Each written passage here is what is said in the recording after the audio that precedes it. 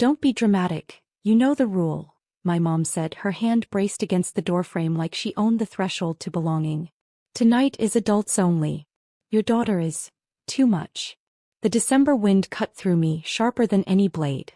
I stood there holding a casserole dish that had gone from warm to lukewarm, like my place in this family. Behind me, the car sat in the driveway, and inside it my little girl's red mittens waited on the passenger seat. She'd asked me if Grandma would have a stocking for her. I lied and said yes because mothers lie to protect the hope their children still believe in. Hi everyone, my name is Sienna Marlowe. I'm 27, a single mom who works double shifts and still finds a way to make paper stars with my daughter at night. I don't ask for much, just space at a table I've helped keep standing.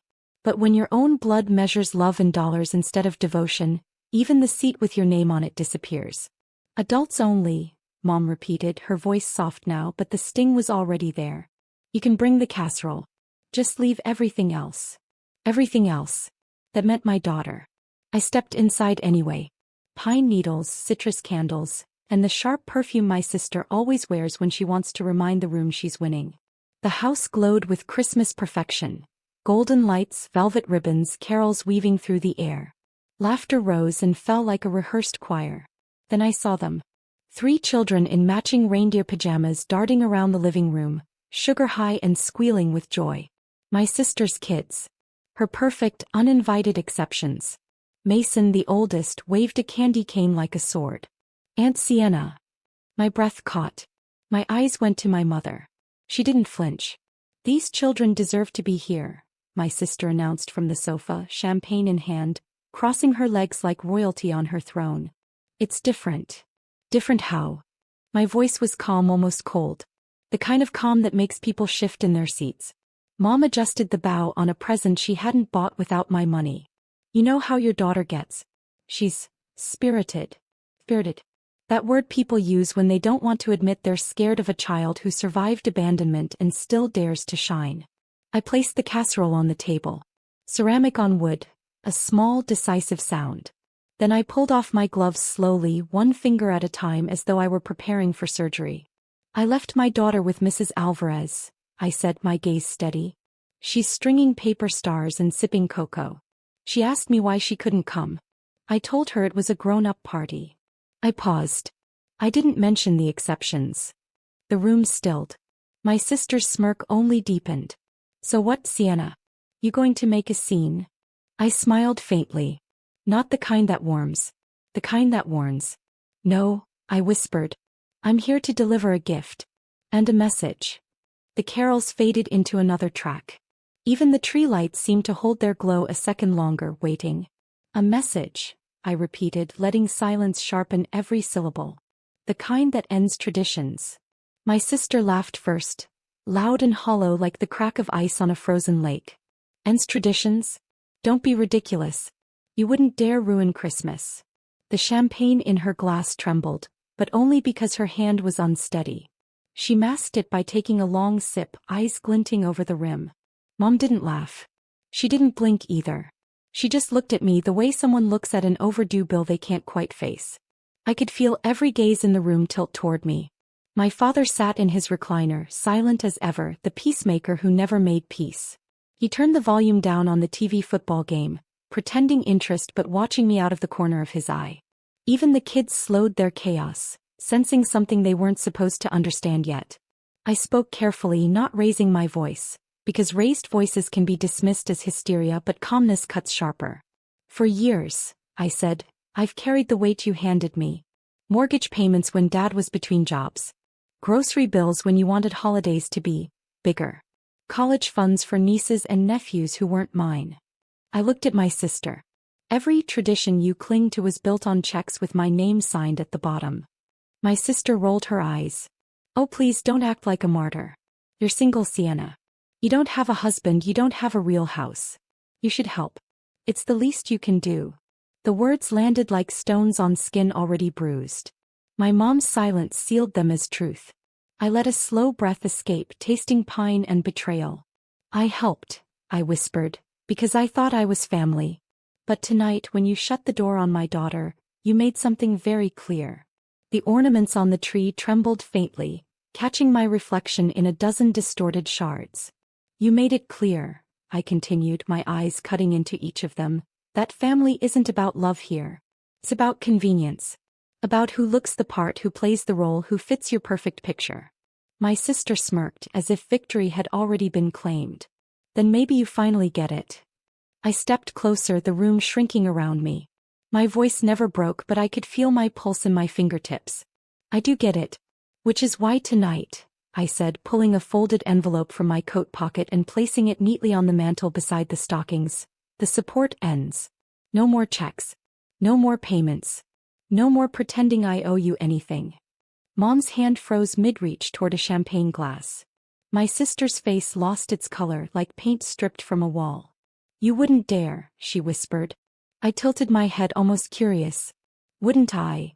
The envelope sat there between glittering stockings embroidered with names. My sister's children, my parents. No stocking for me. No stocking for my daughter. I smiled faintly, stepping back, letting the silence gnaw through the room like a cold draft. You wanted tradition? I said softly. Consider this the start of a new one. The silence after my words didn't just hang, it pressed. Heavy, suffocating, the kind that made the Christmas lights flicker like they too were afraid to shine. My mom was the first to break it. Sienna, she hissed, low and sharp, as though her voice could slice through the moment and cut me back into place. You don't mean that. You're upset. You'll regret this.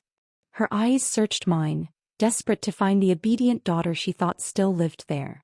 But that girl was gone, buried under every bill paid, every slight endured, every time my daughter was treated like an outsider. I mean every word, I said evenly. My father shifted in his recliner, finally speaking. Sienna, let's not get dramatic. It's Christmas. You can't just throw threats around. I turned toward him slowly. Threats. I almost laughed. What you just heard wasn't a threat. It was a boundary. You just don't know what those sound like, because I've never set one with you before.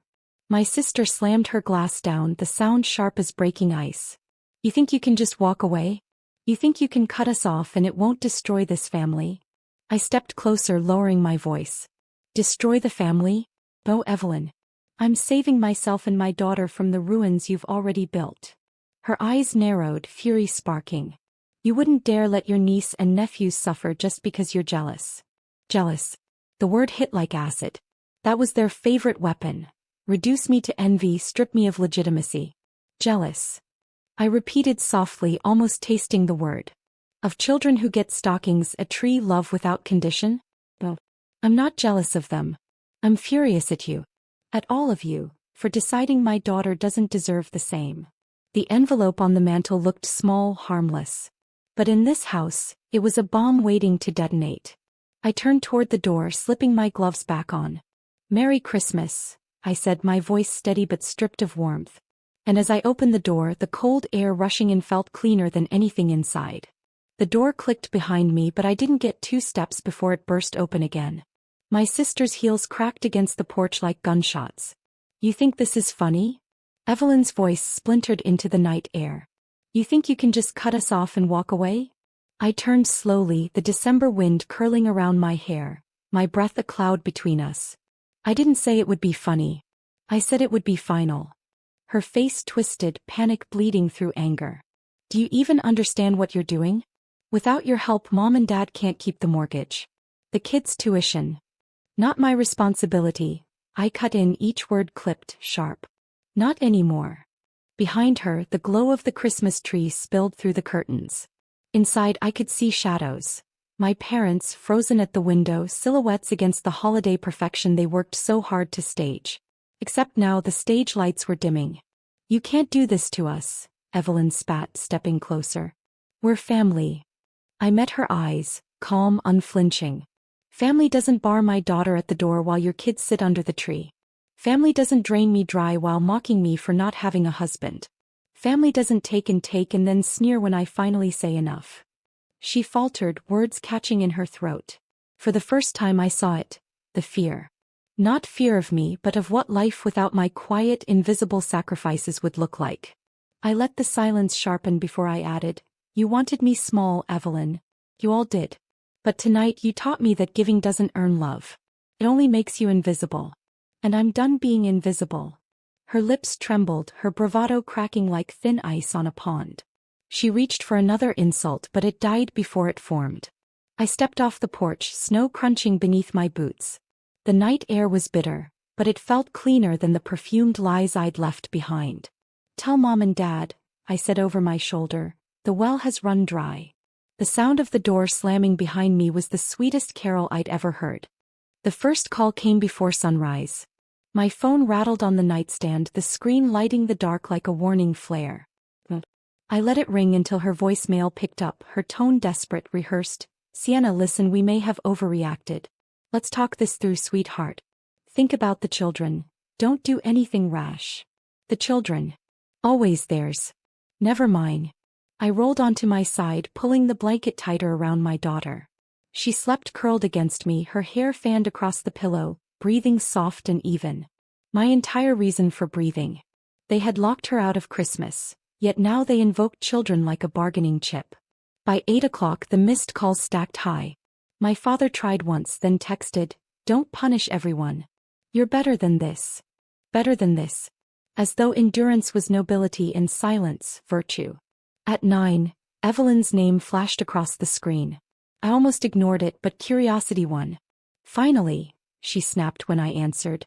Her voice was thinner than last night, the bite dulled by fear. "Do you even realize the chaos you caused? Dad says the bank's already calling about the loan. Mom's crying nonstop. Do you enjoy watching us fall apart?" I stared out the frosted window, the streets still dusted with night's snow. "I don't enjoy it. But I won't apologize for stepping out of the fire you built. You can't just pull support overnight," she shouted. "The tuition deadlines, Mom's credit cards, none of it works without you." I let the silence stretch. I wanted her to hear it, the hollow echo of entitlement when no one fills it. "You've built castles on my back for years," I said finally. "And now you're shocked the foundation won't hold. That's not cruelty, Evelyn. That's truth." Her breathing quickened, frantic. "You'll regret this. You'll come crawling back."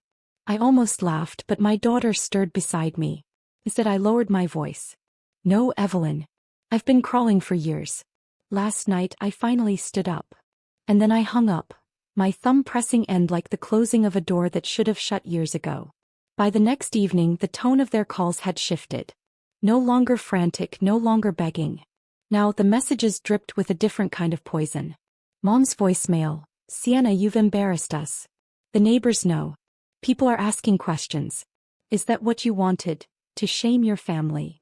Dad's text, "You've crossed a line. Don't bother coming around if this is how you treat us." And Evelyn's sharpest of all, "Enjoy your little tantrum. But when your daughter grows up, she'll see what kind of selfish mother you really are." I listened to that one twice. Not because I doubted myself, but because it revealed everything. They had no leverage left except the weapon of shame. My daughter sat at the kitchen table, glue on her fingers, carefully pressing paper stars together for the garland we were making. "Is Grandma still mad?" she asked softly, not looking up. I brushed her hair back from her face. "Grandma doesn't understand right now. But that's not your fault." She nodded, serious in the way only children can be, then whispered, "I don't think I want to go there anymore." And there was the closure she gave me without knowing it. That night, while the city outside celebrated Christmas under strings of light, I opened my laptop and began writing emails. To the bank, informing them all support transfers would cease immediately. To the private school, letting them know tuition responsibility was now with Evelyn. To every account I'd been funneling money into for my parents' comfort. Each click of send was another brick removed from the prison I'd been living in.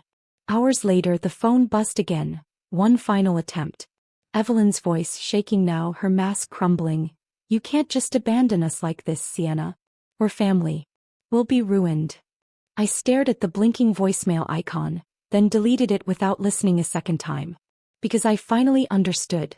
Family that thrives only when you bleed isn't family, it's hunger. And I was done feeding them. It was 2 days after Christmas when the knock came, hard, insistent, the kind that rattles the doorframe. My daughter peeked from behind the couch, her paper stars strung like constellations above her head. "Mom, someone's here." I already knew who. When I opened the door, the cold rushed in first, then my parents and Evelyn, clustered on the porch like a tribunal. Their faces carried the same desperation, though each wore it differently. Dad stern, Mom brittle, Evelyn trembling between fury and panic. "We need to talk," Mom said, her voice sharp with command. I stepped aside just enough for the night air to answer. "We are talking." Evelyn pushed forward, eyes red. "You can't just cut us off like this. Do you have any idea what's happening?" The tuition office called. "The mortgage company's threatening foreclosure. This is your family, Sienna." I held her gaze calm. "No, Evelyn. This is your mess." Dad's jaw flexed. "We raised you. We gave you everything. And this is how you repay us. By turning your back when we need you most." I laughed once, soft, bitter. "Everything? You locked me out of belonging the moment I stopped being useful. You raised me to be convenient, not cherished. And last week when you shut the door on my daughter, you proved it." My daughter's small hand slipped into mine, her eyes wide but steady. She didn't speak, but her presence spoke enough. Mom's voice cracked. "She's just a child. She wouldn't understand traditions." I tightened my grip on my daughter's hand. "She understands perfectly.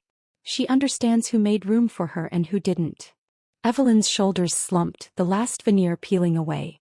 "Please," she whispered, her voice finally stripped of arrogance. "Don't do this. We need you." The snow fell harder, tiny flakes catching in my daughter's hair. I looked at them, 3 people who had thrived on my silence and felt no anger, only clarity. "You don't need me," I said quietly. "You need what I provide. And that is over." The porch light flickered, illuminating the distance that had always been there, now visible to all of us. The 3 of them stood on my porch, framed by falling snow, waiting for me to bend the way I always had. But this time I didn't move. My daughter squeezed my hand tighter. Her paper star garland peeked from the window behind me, glowing softly in the lamplight. A small, fragile universe we had built together. One that was ours. Untouched by their rules. Evelyn's voice broke first. "You'll regret this. You'll end up alone. And when you do, don't come crawling back." I looked her in the eyes, steady. "Alone? Evelyn, I've never been less alone. For the first time I'm standing with someone who matters. Her." I nodded toward my daughter, who stood taller in that moment than any of them ever had. Dad shifted uncomfortably, his authority crumbling. "You can't just erase family." "Family isn't erased," I said softly. "It's revealed. And tonight you revealed what ours truly is." Mom's lips trembled, but no words came. Maybe she realized the stockings lined on her mantel were just decorations now, because the one she refused to hang, mine, had been the only thread holding the others in place. I stepped back into my home, letting the warmth wash over us, letting the boundary hold. "This door," I said quietly, "swings both ways. You barred my daughter from it. Remember that when you find it close to you." I closed the door gently, not with anger but with finality. Their muffled voices faded into the cold night as my daughter looked up at me. "Are we okay, Mom?" she asked. I knelt, brushing snowflakes from her hair. "We're better than okay. We're free." We strung the last of the paper stars across the window, their fragile light glowing brighter than any chandelier from my parents' house. Outside, the snow kept falling, covering the footsteps that had trampled my porch. For the first time, the silence wasn't heavy. It was peace. I kissed my daughter's forehead, whispering words she deserved to hear. "You belong. Always." And with that the story ended, not with shouting, not with vengeance loud and ugly, but with clarity.